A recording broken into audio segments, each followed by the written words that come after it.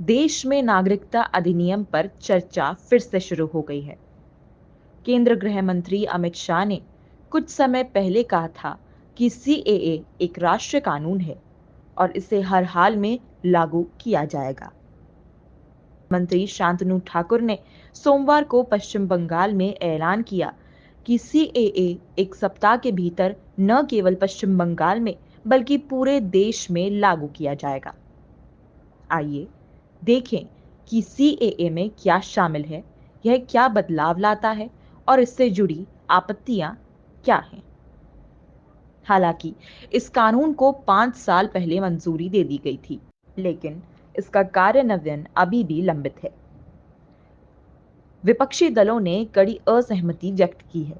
विवाद के प्रमुख बिंदुओं में धार्मिक भेदभाव के आरोप, भारतीय संविधान में धर्मनिरपेक्ष सिद्धांतों का उल्लंघन, राष्ट्रीय नागरिक रजिस्टर से संबंधित चिंताएं, संभावित राज्य विहीनता और नागरिक अशांति के लिए विरोध प्रदर्शन की आशंकाएं शामिल हैं।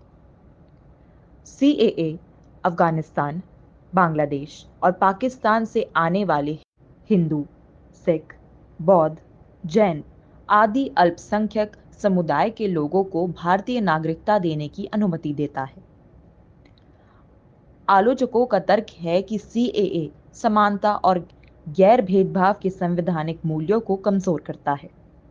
कुछ लोगों ने यह भ्रम भी फैलाया है कि भारत के मुसलमान को इस कानून के लागू होने से हाशिए पर चले जाएंगे।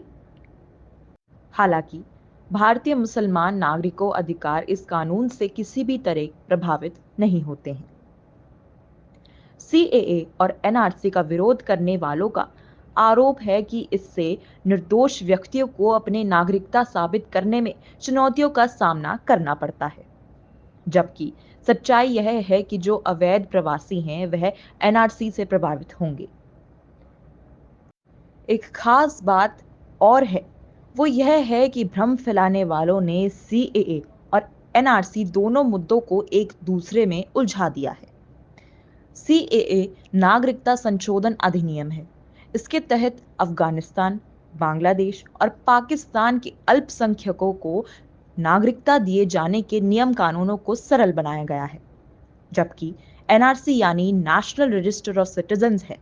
यानी एनआरसी भारत में रहने वाले भारत के वैध नागरिकों और अवैध प्रवासियों की संख्या को दर्शाता है। कुछ कतिपय राजनीतिक नेता एनआरसी और सीएए को एक दूसरे से उलझाकर भारत के मुसलमान समुदाय को भड़काने की साजिश पहले भी कर चुके हैं और अब भी उनकी कोशिश यही है।